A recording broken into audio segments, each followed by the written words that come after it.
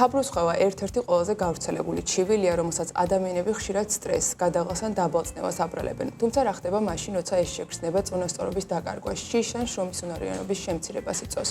თანამედროვე მედიცინა დღეს უკვე გვაძლევს საშუალებას ძალიან ზუსტი, არაინვაზიური კვლევით გავირკვევთ მიზეზი, ვესტიბულური სისტემიდან ხომ არ მოდის პრობლემა და რამდენად სერიოზულია მდგომარეობა. ამ თემაზე ვსაუბრობ New Hospital-ის ოტორინოლარინგოლოგთან ინგა გოგიასთან. მოგესალმებით, ქალბატონო ინგა, დიდი მადლობა, რომ ჩვენი სტუმარი ხართ. ძალიან მნიშვნელოვან და გავრცელებულ რამეზე ვსაუბრობთ დღეს თავბრუსხვევასთან, რომელსაც ხშირად ყურადღებას შეიძლება მართლა არ ვაქცევდეთ და სხვადასხვანაირად აღწერენ ადამიანები ამას, აი რაღაც თვალებში მიბნელდება, წონასწორობას ვერ ვინარჩუნებ, დავიღალე. რას ნიშნავს ეს სიმპტომები და როდის არის საშიში, როდის ხდება ასე ვთქვათ? მოგესალმებით. მადლობას გიხდით მოწვევისთვის. პირველ რიგში ახსნათ რა არის საერთოდ თავბრუსხვევა. თავბრუსხვევა ეს არის ადამიანის მდგომარეობა, როცა ის გრძნობს, ბრუნვის, ტრიალის შეგრძნებას, არამდგრადობას, გაბრუებას. თავბრუსხვევა ეს არ არის დაავადება. ეს არის ერთ-ერთი ჩივილი, ვესტიბულური ჩივილების ნაწილი, როგორიც არის დიზინესი, ანუ გაბრუება, ამას ქვია კიდევ თავბრუ. როგორც არის ოსცილოფსია, ეს არის საგნების არამყარი მხედველობითი აღქმა, არასწორი, просто საგნების მხედველობითი არასწორი აღქმა. ეს არის მდგრადობის დარღვევა ან დისბალანსი. ანუ ამ 4 ძირითადი ვესტიბულური ჩივილიდან თავბრუსხვევა, ასე ვთქვათ, დგას პირველ ადგილზე.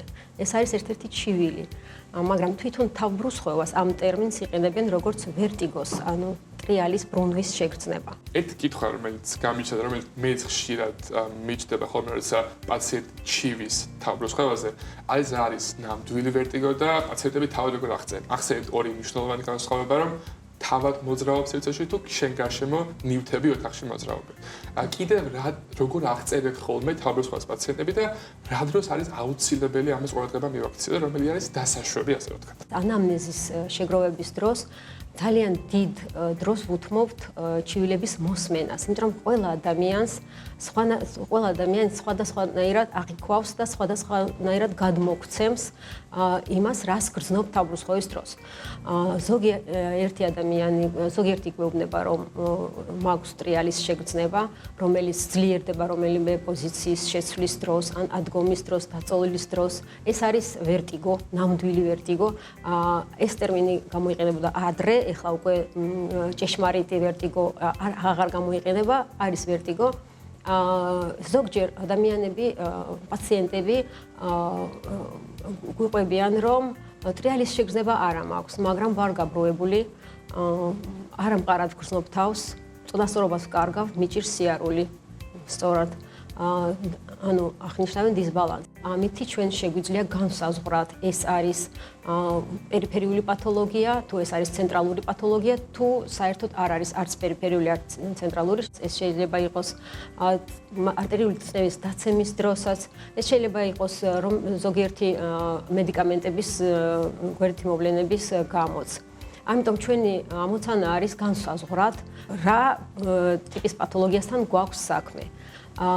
პერიფერიულ დარღვევას აქვს თავისი ნიშნები, თავისი სიმპტომები. პერიფერიული თავბრუსხვევა ხშირ შემთხვევაში არის ტრიალის შეგრძნება, ხშირ შემთხვევაში არის ძლიერი თავბრუსხვევა, სულ შეიძლება გრძელდებოდეს რამოდენიმე წამი, მაგრამ ამ თავბრუსხვევის შემდეგ პაციენტი ხდება უუნარო, გაბრუებული, შეიძლება ქონდეს გულისრევის შეგრძნება, ზოგჯერ ღებინებაც კი და შრომის უნარო, საერთოდ უნარო ხდება პაციენტი ამ დროს. ეს ხშირი შეიძლება იყოს ეს ეპიზოდები, თუ უფრო გააჩნია, აი გააჩნია რასთან გვაქვს საქმე. საერთოდ თუ ესეთი ეპიზოდები გვაქვს, ესეთი ძლიერი თავბრუსხვევა, რომელიც ზოგჯერ ძლიერდება გარკვეული მოძრაობის დროს, ან სხეულის პოზიციის შეცვლის დროს. მაგ შემთხვევაში ეს შეიძლება იყოს პერიფერიული თავბრუსხვევა, შეიძლება იყოს ეგრეთ წოდებული BPPV, კეთილთვისებიანი paroxysmally პერიფერიული თავბრუსხვევა, რომელიც სტატისტიკურად არის ყველაზე ხშირი პაციენტების მომართვიანობიდან გამომდინარე. რამე შეცდომები ხო არის, როდესაც პაციენტები უჩვენა, როდესაც თქვენთან მოდიან სულ სხვა წარმოდგენა აქვს თავბრუსხვევაზე და თქვენ მერე გიწევთ, რომ რაღაცა ამ შეცდომებით რა თქმა უნდა, მე ამას შეცდომას არ დავარქმევდი, იმიტომ რომ პაციენტი არ არის ვალდებული ერკვეოდეს ამ სიმპტომებში, ჩივილებში და სწორად აგვიხსნას ის, რასაც გრძნობს. ეს ჩვენ ვართ ვალდებულები პაციენტის ახსნიდან ამოვიღოთ ის ინფორმაცია, რომელიც ჩვენ გვჭირდება და სწორ მიმართულება მივცეთ ამ ინფორმაციას. ამიტომ პაციენტი ზოგჯერ კლასიკური ვერტიგოთი მოდის, მაგრამ ყვება სულ სხვანაირად. თუ ეს არის ხანდაზმული პაციენტი, ამ კატეგორიაში ეს პრობლემა შეიძლება იყოს ქრონიკული. ვინაიდან ერთხელ რო დაემართება ესეთი ძლიერი თავბრუსხვევა, ადამიანი ცდილობს მოერიდოს მოძრაობას, ცდილობს ის მოძრაობა არ გააკეთოს, ფრთხილად წვებიან, ფრთხილად დგებიან, თუ რომელიმე მხარე თავის ან სხეულის გადაბრუნება უჭირთ, ცდილობენ რომ იმ მხარეს ნაკლებად გადაბრუნდნენ, ან საერთოდ ძალიან ფრთხილად აკეთებენ ყველაფერს, ამ დროს იკარგება ის ძირითადი ჩივილი. ანუ ის ძლიერი თავბრუსხვევა, რომელიც უნდა იყოს, პაციენტი ამბობს, რომ უფრო მაწუხებს დისბალანსი, ანუ სუსტად ვარ, სიარულის დროს სიარული მიჭირს და ამას არ გვიყვება, რომ უკვე ფრთხილობს და აი ამ ძირითად სიმპტომს ამითი ასე ვთქვათ, მაგრამ როგორ უშლის ალბათ ყოველდღიურობაში ხელს, როცა ესეთი საფრთხილე უწევს. იმიტომ და ესეთი პაციენტები ძალიან გვიან მოდიან ჩვენთან სამწუხაროდ.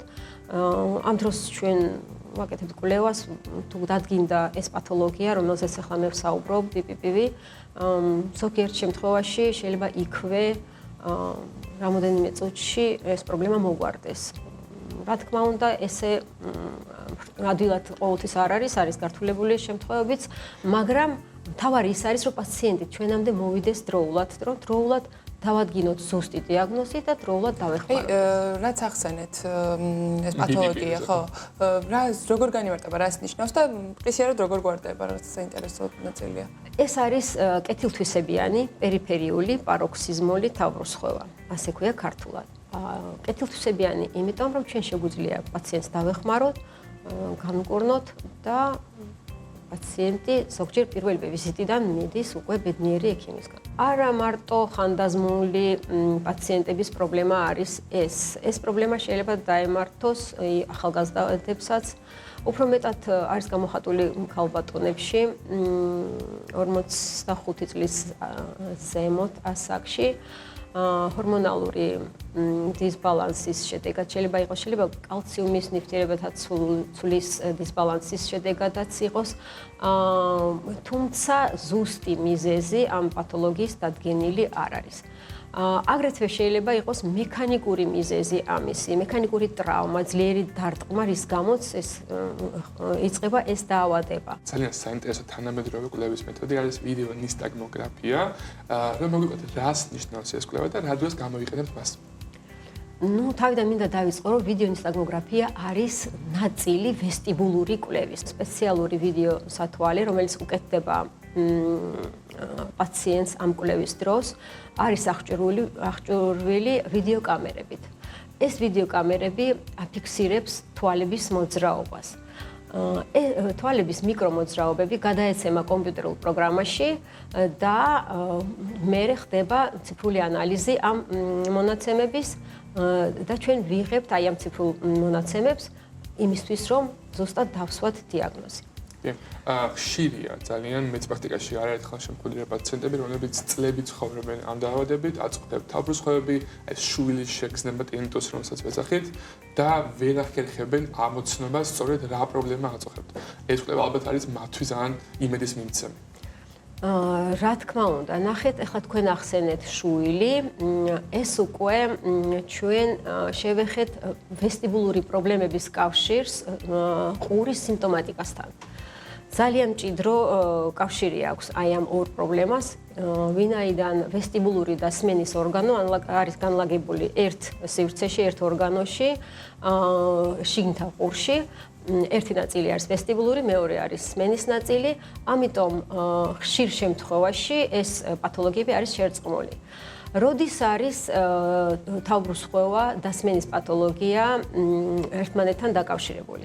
როცა პაციენტს აქვს თავბრუსხვევა და ამასთან ერთად აქვს ყურში ხმაური, ანუ ტინიტუსი, როცა აქვს სმენის დაქვეითება, უფრო ხშირად ცალმხრივი, როცა აქვს დაგუბების შეგრძნება, ეს შეიძლება მიგვითითოს სხვადასხვა პათოლოგიებთან. ანამნეზის დროსაც უკვე ვაკონკრეტებთ, რა პათოლოგიასთან შეიძლება გქონდეს საქმე. ვინაიდან ისე დავაბინოთ იმ კვლევას, რომელზეც საუბრობდით, ბევრისთვის იქნება ძალიან საინტერესო და ალბათ კითხვა ჩდება, როგორ უნდა მოემზადონ ამ კვლევისთვის, რამდენად ხანგრძლივი კვლევა არის და დისკომფორტთან ხო არის დაკავშირებული. ეს კვლევა აბსოლუტურად არ არის მტკივნეული, შედგება სხვადასხვა ტესტებისგან. ყველა ეს ტესტი კეთდება ვიდეოს სათვალით და ერთადერთი დისკომფორტი, რომელიც შეიძლება შეიქმნას ამ კვლევის დროს, ეს არის თავბრუსხვევა. ანუ იმიტომ რომ არის ტესტები, როდესაც ჩვენ ველოდებით, რომ ფიზიოლოგიურად უნდა იყოს თავბრუსხვევა და პაციენტს არ აქვს და ეს უკვე პათოლოგიას ნიშნავს. და არის ტესტები, როცა თავბრუსხვევა არ უნდა იყოს, მაგრამ არის. ეს უკვე ჩვენი დიაგნოზია. ამით ვადგენთ დიაგნოზს. აი ეს ძალიან ზოგადად რომ ვთქვათ. ამიტომ ერთადერთი რაც შეიძლება მოხდეს ჩვენი კვლევის დროს, ეს არის თავბრუსხვევა, მაგრამ ჩვენ იმისთვის ვართ, რომ დავადგინოთ ეს თავბრუსხვევა რატომ აქვს, ზუსტად დავადგინოთ და დავეხმაროთ პაციენტს. ვის ურჩევდით ამ კვლევას? არსებობს თუ არა რისკ ჯგუფები? როცა პაციენტს აქვს თავბრუსხვევა, თან ახლავს ამ თავბრუსხვევას ორი სიმპტომატიკა, რომელსაც ვისაუბრეთ. ანუ ხმაური, დაგუბება, სმენის დაქვეითება. ამ შემთხვევაში აუცილებლად არა მარტო ვესტიბულომეტრია, აკეთდება აუდიოლოგიური კვლევებიც და პლუს ვესტიბულომეტრია, რომ სრული დიაგნოზი დავადგინოთ. ამ ადამიანებმა უნდა მოგმართონ. და მაშინ როცა ჩვენ უნდა გავაკეთოთ დიფერენცირება, ეს არის პერიფერიული პათოლოგია თუ ცენტრალური, ამ დროსაც საჭირო არის ეს კვლევა და ზოგჯერ ჩვენ ვაკეთებთ კვლევას და არ დგინდება ვესტიბულური პათოლოგია.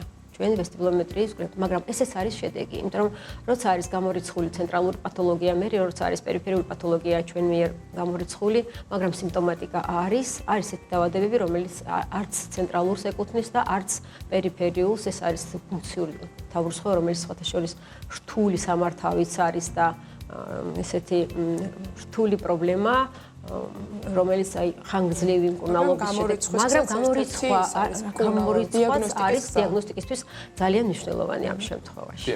ძალიან დიდი მადლობა, რომ იყავით ჩვენი სტუმარი. ძალიან საინტერესო იყო და ესეთ მნიშვნელოვანი და ყოველდღიურ იმას შევახეთ თავბრუსხვევას, რომელიც შეიძლება თურმე აი ესეთ სხვადასხვა შრეებში იშლებოდეს და კვლევის მნიშვნელობაზეც ვისაუბრეთ. დიდი მადლობა სტუმრობისთვის. მადლობა გესტუმრეთ.